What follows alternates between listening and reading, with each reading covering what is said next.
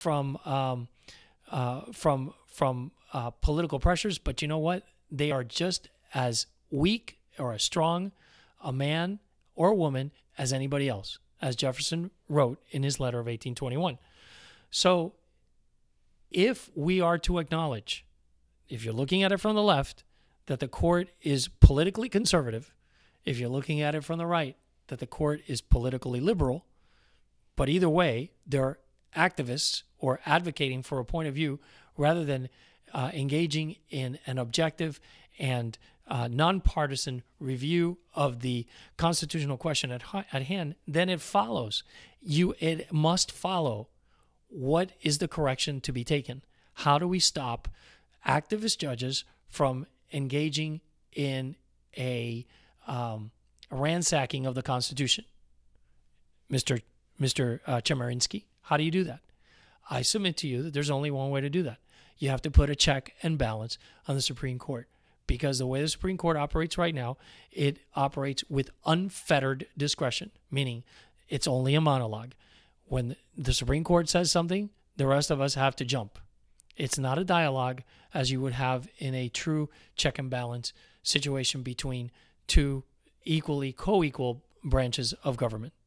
So Mr. Chemerinsky doesn't discuss the point, and I'm sure that if we brought it to his attention, he would cringe or melt, just like the Wicked Witch of the West.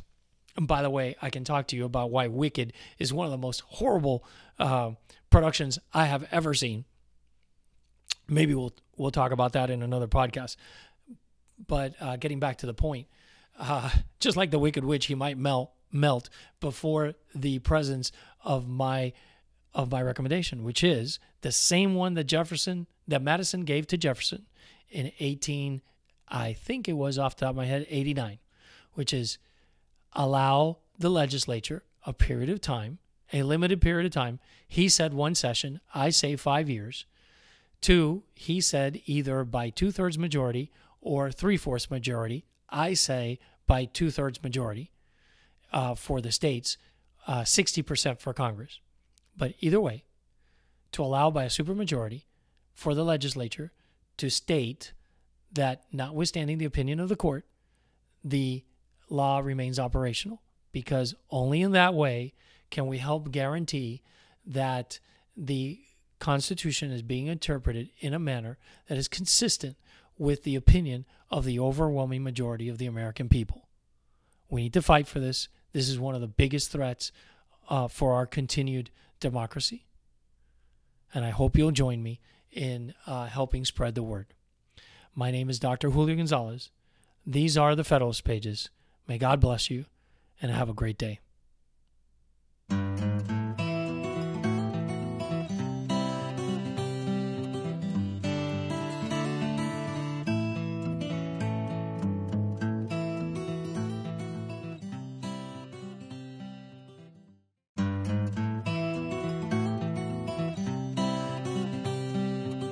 Hello, everyone. My name is Dr. Julio Gonzalez. It's October 11, 2017, and these are the Federalist Pages. And welcome to the Federalist Pages number 27, where today, as you can tell from my background, for those of you who are watching us on our video live stream, I am not at our usual studio, my office.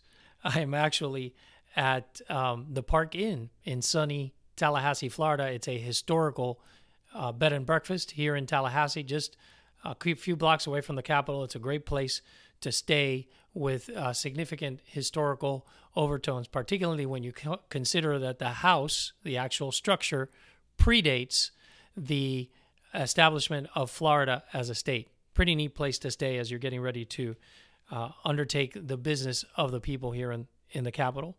Well, today we'll be talking about Vice President Pence's supposed publicity stunt. We'll be talking about the state of California and its immensely insightful pronoun law. And we'll be talking about what I consider to be one of the new threats to the First Amendment, and that is corporate policy. And we'll look at that through the window of Twitter's actions over the past few days. But first, let me thank all of you who are watching us on our video broadcast at YouTube at the Julio Gonzalez MD JD channel. This is where you can see us actually delivering the message of the day. But if you can't see us and all you can do is listen to our audio, then visit us at www.thefederalistpages.com, where the audio will be available. On Twitter, my handle is jgonzalezmdjd, and look for us on YouTube at Julio Gonzalez MDJD, where I develop other videos other than just our video stream. And then finally on Facebook, SoundCloud, and iTunes, where the handle for each of those pages is the Federalist Pages. So today, let's talk a little bit about Vice President Pence's alleged publicity stunt. So what happened? Well, what happened was Vice President Pence went to a football game this weekend. It was the San Francisco 49ers playing the Indianapolis Colts. He went there. The national anthem played. He stood reverently facing the flag, placed his hand on his chest, and paid homage to the national anthem and the flag and the country and those who have fallen, with even a new angle, and the angle is that he did it on tax dollars. I was kind of surprised at the imagination and the degree of insincerity that the left undertakes to attack the Vice President of the United States for what is absolutely an appropriate action. So let's look at some of these accusations. First of all, as you know, and I've made this case numerous times, as a matter of policy for the United States, as something that benefits the United States, I definitely believe that the Vice President of the United States and the President should be advocating for continued reverence to the national anthem and the American flag. Now, a lot of people bring First Amendment rights to this. This is not a First Amendment issue.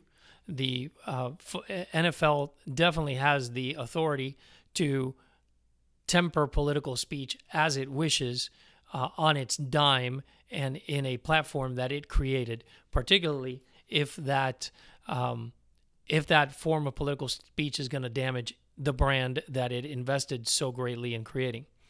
So from my standpoint, in terms of the NFL versus the players and the players' ability to engage in political speech, I don't think their political speech at the location and at the time that they're engaging in it is protected by the First Amendment. In other words, the NFL can restrict it. They've restricted